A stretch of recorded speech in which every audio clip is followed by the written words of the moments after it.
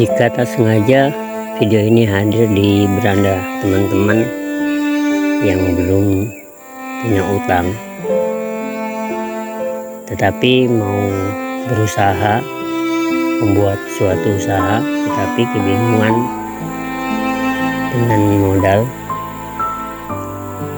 Jadi teman-teman termasuk orang yang beruntung, karena di sini saya mau sedikit menceritakan atau menjelaskan agar teman-teman tidak salah dalam mengambil keputusan. Kebanyakan diantara kita berpikir pada saat kita mau membuat suatu usaha,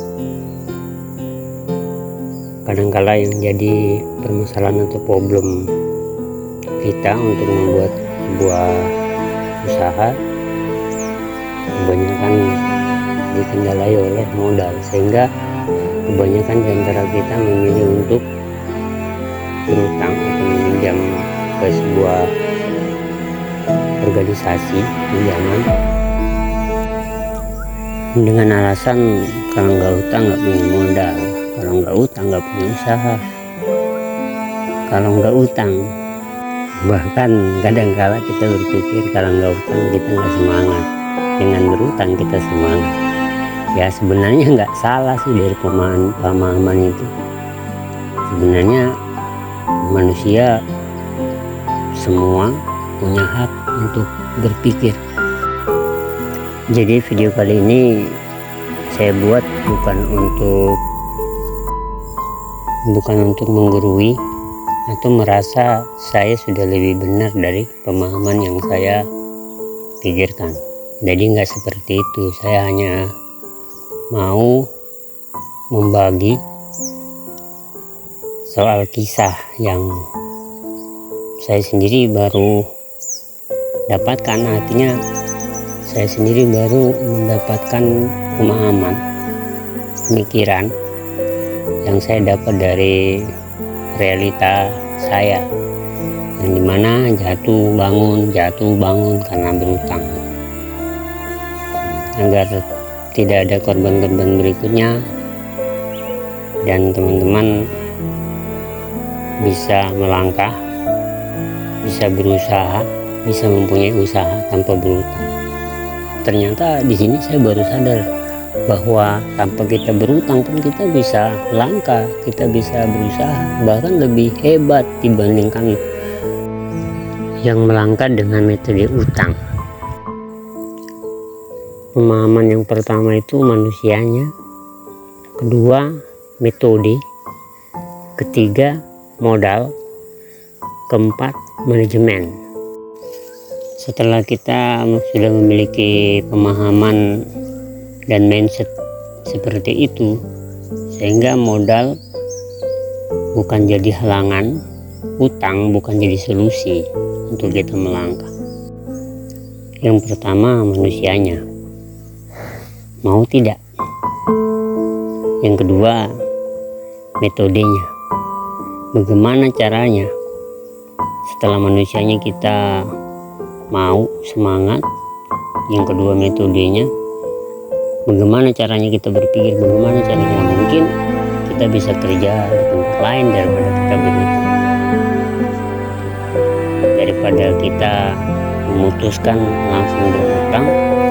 Setiap bulan kita harus nyicil, gimana kita harus belanja barang, karena kalau tidak ada barang tidak ada keuntungan, sehingga kita tidak bisa bayar utang.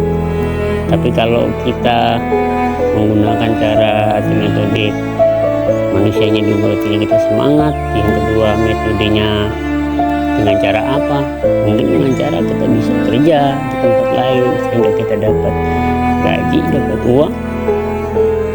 Seperti itu kita kumpul-kumpul. Itu yang saya maksud adalah kalau kita sudah punya pemahaman, setelah kita kerja di tempat di mana kita kerja, karena kita manusianya kita mau irit, kita nabung.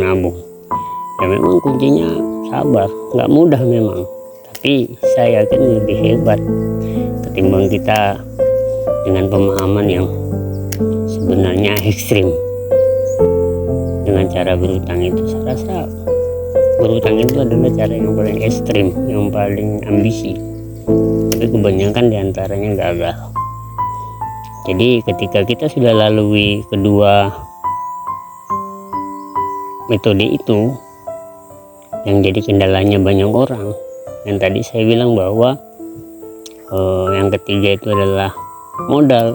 Tanpa kita sadari modal itu bukan jadi halangan, padahal artinya modal itu sudah pastinya kita dapat ketika kita manusianya mau.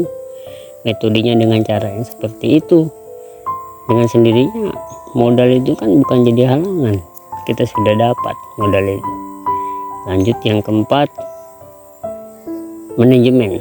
Ketika manusianya sudah dapat metodenya dengan cara seperti itu, dengan sendirinya modal kita sudah raih. Yang keempat ya manajemen, pengaturan. Gimana caranya kita atur ketika kita sudah manusianya mau, metodenya ada, modalnya dengan sendirinya hadir. Yang paling penting adalah manajemen, caranya, mengatur bagaimana caranya, sehingga hari demi hari, bulan demi bulan, tahun demi tahun laba kita itu naik tanpa harus berutang. Sehingga saya rasa kita jauh lebih hebat dibandingkan orang yang memulai sebuah usaha dengan cara utang. Simple. Intinya semangat kawan, belajarlah dari kisahku agar engkau tidak jatuh di lubang yang sama. Saya bukan anak orang kaya, bahkan saya belum jadi, tetapi saya korban dari peralihan utang, yang dimana selama kurang lebih 2 tahun ini saya jalani dengan angsuran yang terbilang cukup besar, 6.600.000. Tetapi faktanya saya mampu jalani peralihan utang itu tanpa mengelola utang pinjaman dari lembaga terkait. Itu bukti bahwa utang bukan solusi.